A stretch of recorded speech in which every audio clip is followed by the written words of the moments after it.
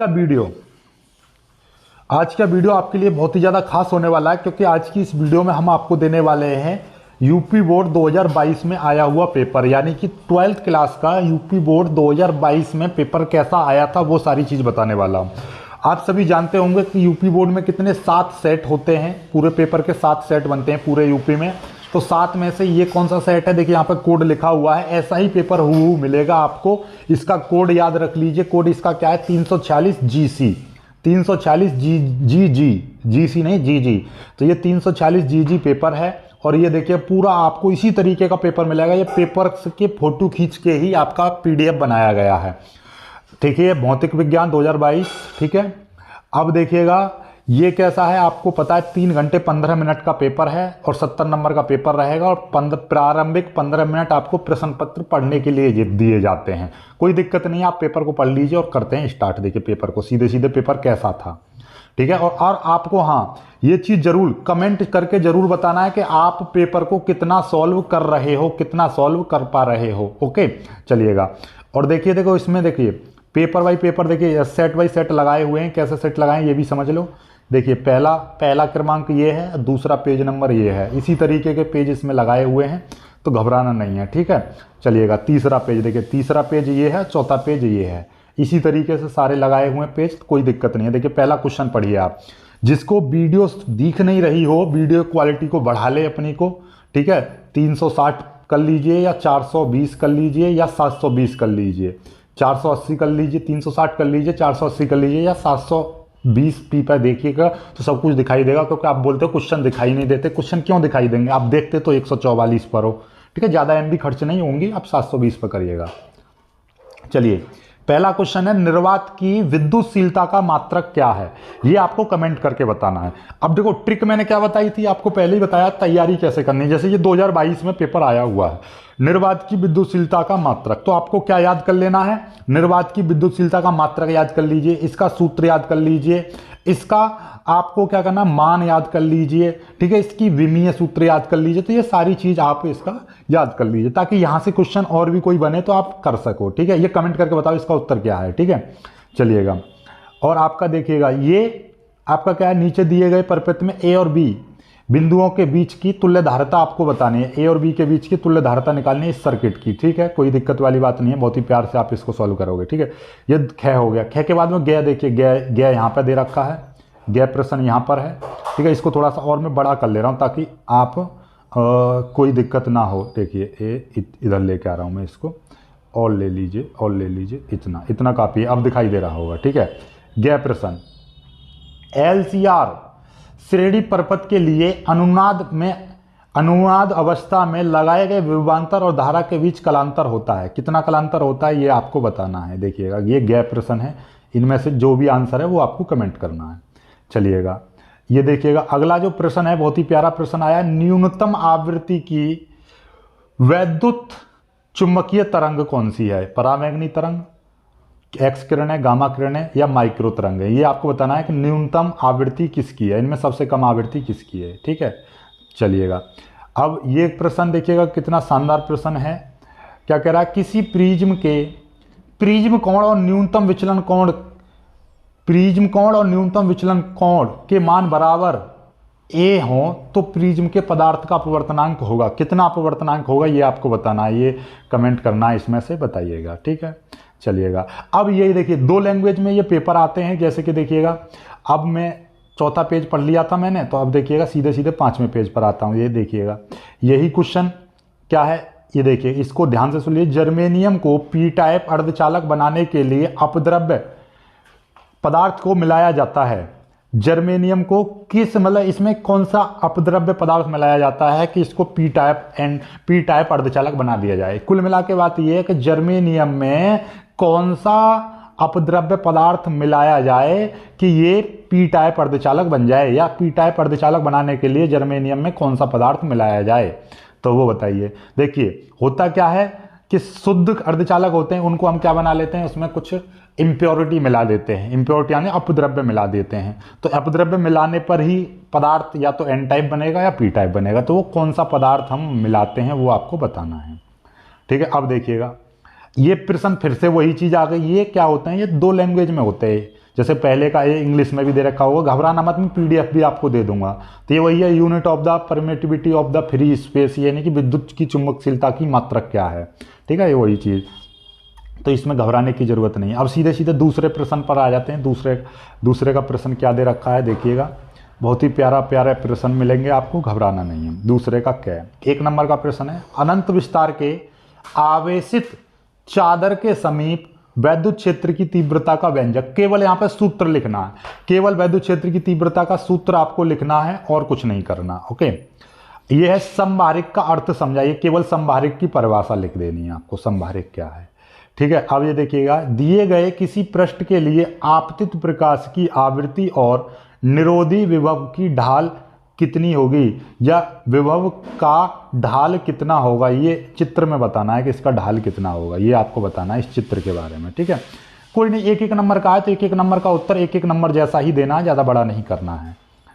पहले का है, 2 समांतर धारावाही चालकों के बीच बल के आधार पर एम्पियर की परिभाषा लिखनी है, यानी एम्पियर की परिभाषा देनी है किसके बीच में, 2 समांतर धारावाही चालकों के बीच बल के आधार पर एम्पियर की परिभाषा देनी है। ठीक है, 1 एम्पियर की परिभाषा जो होती है।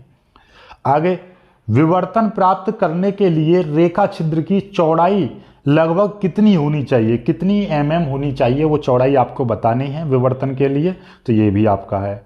आगे, आवेश की गतिशीलता की परिभाषा दीजिए, गतिशीलता को परिभाषित कीजिए। ठीक है, दूसरे के हो गए प्रश्न। अब देखिएगा ये तीसरे का, ये खंड सी स्टार्ट हो जाता है, सेक्शन सी, इसमें तीसरा प्रश्न है, और तीसरा प्रश्न कितने नंबर का, 2-2 नंबर के हैं सारे प्रश्न, और सभी आपको करने हैं।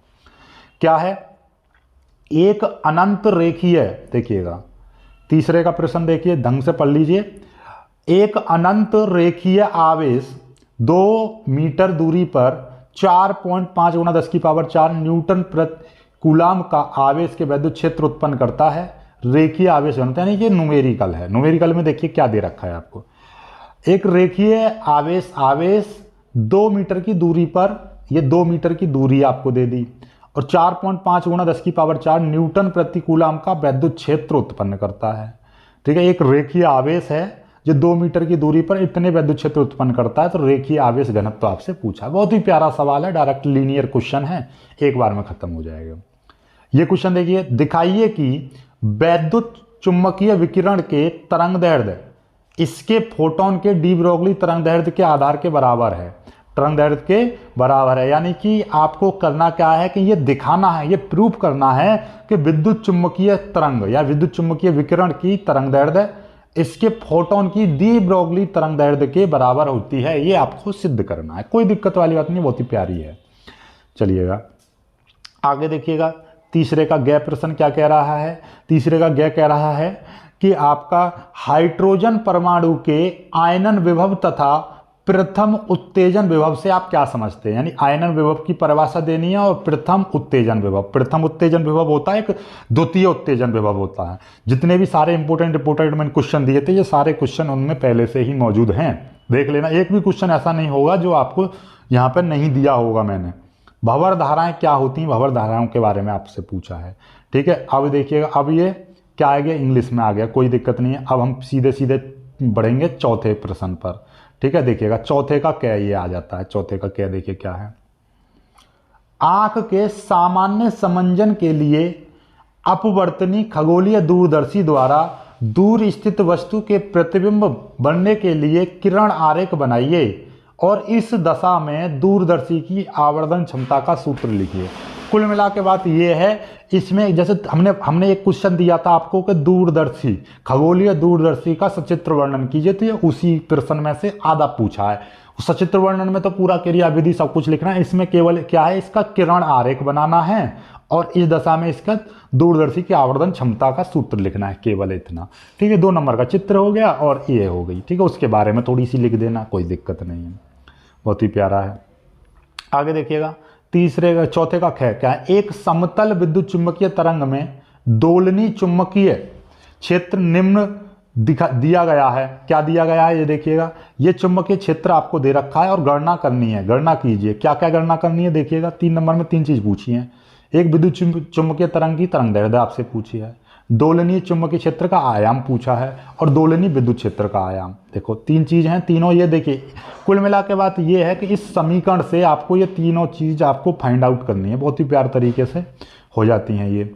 अब देखिएगा चौथे का गैप प्रश्न आ जाता है। चौथे का गैप प्रश्न क्या है? एक हाइड्रोजन परमाणु का एक इलेक्ट्रॉन 0.5 एंगस्ट्रॉम त्रिज्या के एक कक्षा में 10⁻17 साइकिल प्रति सेकंड से घूमता है, इसके कारण चुंबकीय द्विध्रुव आघूर्ण की गणना करो। देखिए ये भी 3 नंबर का क्वेश्चन है। देखो न्यूमेरिकल याद रखना, कितने न्यूमेरिकल आ चुके हैं अब तक। 3 नंबर का पहले आया, 3 नंबर का ये आया, 2 नंबर का ऊपर आया तो ये, और 1 नंबर का उसमें भी आया था बहुविकल्पी प्रश्न। अभी गिनाऊंगा आपको, देख लेना। मैंने हर बार मैं आपको बताता हूँ 20 से 25 नंबर के न्यूमेरिकल आते हैं पूरे पेपर में, तो 20 से 25 नंबर के अभी गिनवाऊंगा आपको मैं, ठीक है। चलिए देखिए ये हो गया, ठीक है, न्यूमेरिकल आप कर लीजिएगा। आगे देखिए चौथे का घ क्या है?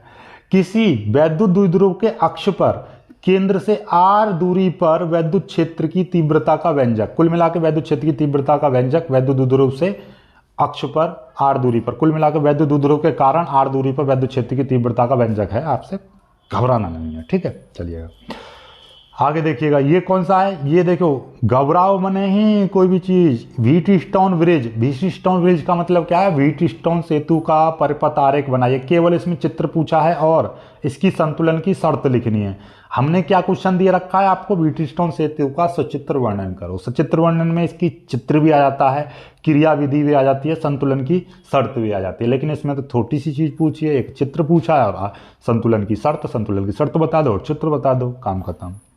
चलिएगा आगे देखिए 5वें प्रश्न पर आ जाते हैं। 5वां प्रश्न कहाँ है? ये देखिएगा 5वां प्रश्न आपका ये रहा। 5वां प्रश्न देखिए क्या प्रश्न है 5वां? हाइगेंस के द्वितीयक तरंगिकाओं के लिए द्वितीयक तरंगिकाओं के सिद्धांत की परिकल्पना कीजिए। हाइगेंस का द्वितीयक तरंगिकाओं का सिद्धांत, ये भी 3 नंबर का प्रश्न है, ठीक है। चलिएगा आगे बढ़ते हैं, आगे देखिएगा, इसको समझाना है।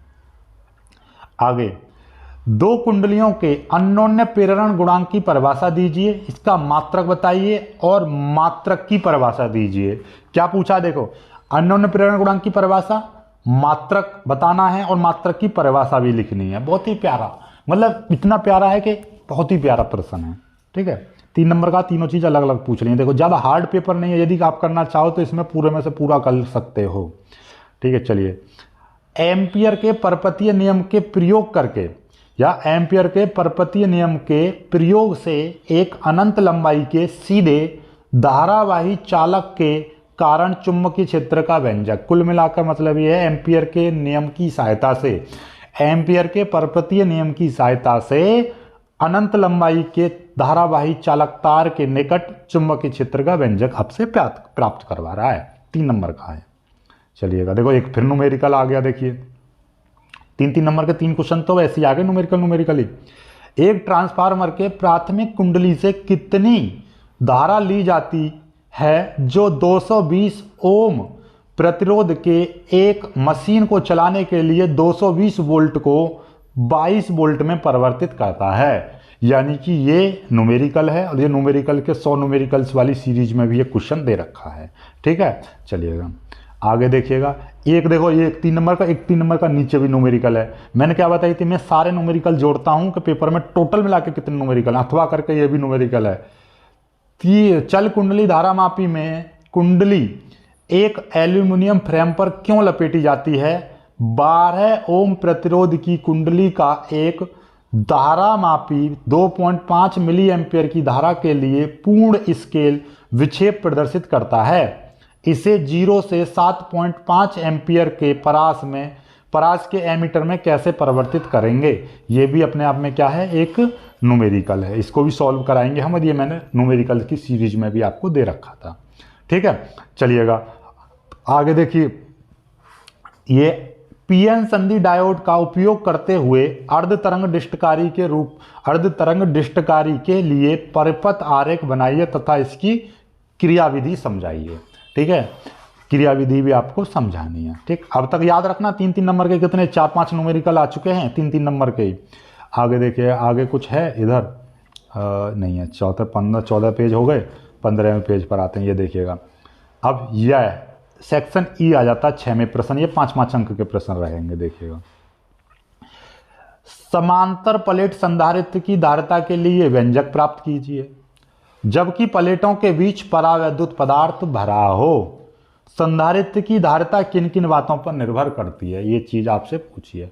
देखो यहाँ पर 2 चीजें होती हैं, जैसे समांतर प्लेट संधारित्र की धारिता ज्ञात कीजिए, एक तो डायरेक्ट आता है, कभी कभी कैसे आता है कि जब उसके बीच में परावैद्युत पदार्थ भरा हो तब आपको समांतर प्लेट संधारित्र की धारिता पूछती है।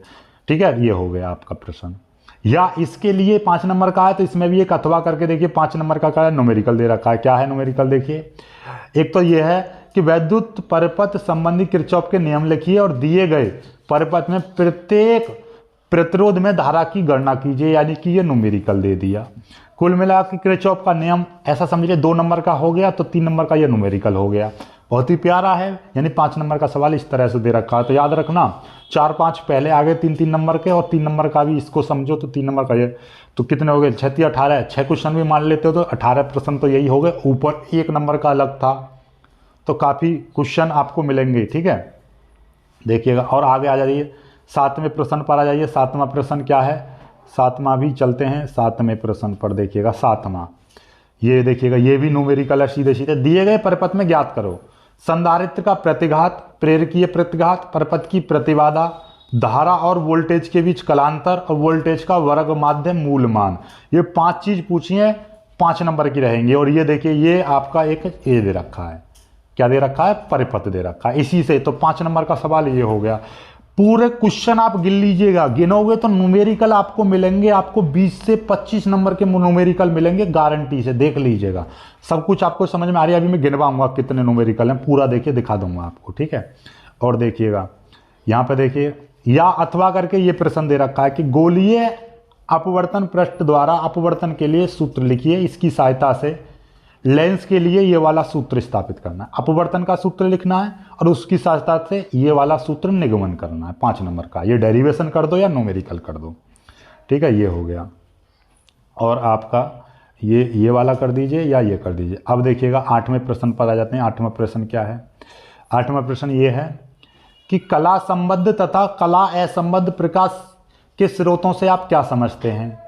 यंग के द्विझिर्री प्रयोग में झिर्रियों के बीच की दूरी इतनी तथा पर्दा 1.4 मीटर की दूरी पर रखा है। केंद्रीय दीप्त पुंज व चतुर्थ दीप पुंज के बीच की दूरी इतनी है, तो प्रयुक्त प्रकाश की तरंगदैर्ध्य ज्ञात करो। देखिए ये भी 5 नंबर का क्या है, न्यूमेरिकल है। याद रखना इसमें ये 2 नंबर का इसे काट दोगे, ये परिभाषा काट दोगे तो फिर भी 3 नंबर का न्यूमेरिकल बचता है, 2 नंबर की परिभाषा।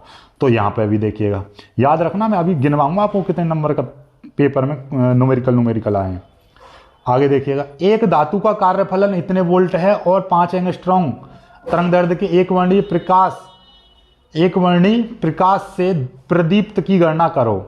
ये देखिए, ये चीज गणना करनी है, 3 चीजें, देहली तरंगदैर्ध्य, प्रकाश इलेक्ट्रॉन की अधिकतम गतिज ऊर्जा, निरोधी विभव, ये आपसे ज्ञात करवा रहा है। तो ये 5 नंबर का पूरा न्यूमेरिकल दिया है। और देखिएगा, ये देखिए 9वें प्रश्न में देख लीजिए। 9वें प्रश्न में फोटोडायोड क्या है, इसके कार्य सिद्धांत की व्याख्या कीजिए। फोटोडायोड के कुछ महत्वपूर्ण उपयोग भी बताइए।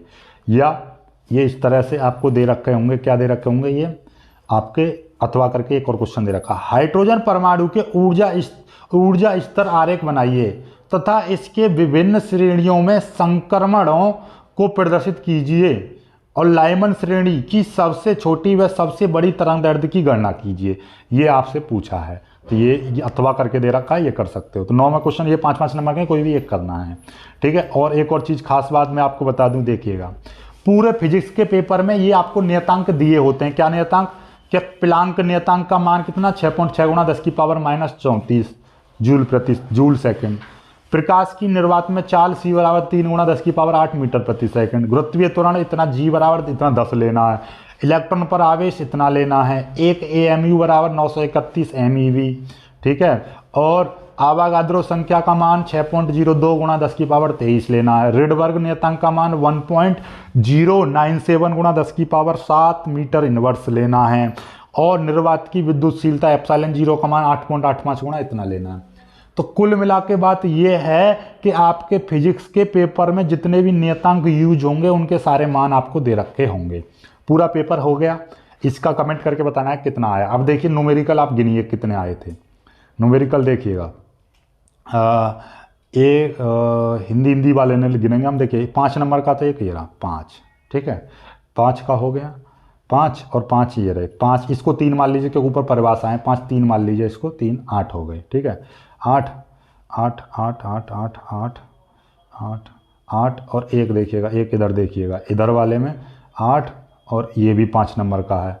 8 5 13 13 13 13 13 13 13 13 13 और देखिएगा इसमें देख लीजिए, इसमें 3 नंबर का मान लीजिए इसको। 8 5 13 और 3 13 और 3 16 16 और देखिए 16 16 16 16 16 16 और देखिए एक ये रहा 3 नंबर का 16 और 3 19 19 19 19 19 19 19 19 19 19 19 19 19 19 19 19 19 और 3 ये रहा 19 और 3 22 22 22 22 22 22 22 22 22 22 एक ये रहा, ये 22 22 22 3 नंबर का ये रहा 22 22 और 3 25 25 25 25 और देखिएगा 25 25 25 और 2 नंबर का ये रहा 25 और 2 27 27 27 27 27 27 27 27 एक ये रहा 28 28 और भी है कि कोई 28 नंबर के तो वैसे ही हो गए, आपको दिखाई दे रहे हैं। तो कुल मिला के यदि पेपर की हम बात करें, फिजिक्स के पेपर की हम टोटली बात करें तो 28 नंबर के इसमें न्यूमेरिकल दे रखे हैं। तो मैंने क्या बताई थी, मैंने आपसे ये कह रखी थी कि 20 से 25 नंबर के न्यूमेरिकल आते ही आते हैं। तो डेफिनेटली 20 से 25 नंबर के आपको न्यूमेरिकल मिलेंगे ही मिलेंगे, ठीक है। ये 2022 के पेपर से प्रूव भी हो गया। अब इस पेपर का स्क्रीनशॉट मतलब सारे क्वेश्चनों को सॉल्व करिए और मुझे बताइए आप कितने सॉल्व कर सकते हो, और इसका पूरा सॉल्यूशन मैं आपको प्रोवाइड कराऊंगा। 2020 का पेपर की पीडीएफ बन चुकी है, वो भी इसका दूसरा सेट भी आपको मैं दे दूंगा, एक साथ पीडीएफ में दे दूंगा, ठीक है। तो वीडियो को शेयर कीजिएगा और चैनल को सब्सक्राइब जरूर कर लीजिएगा। मिलेंगे खुद से वीडियो में, तब तक के लिए बाय बाय, जय हिंद।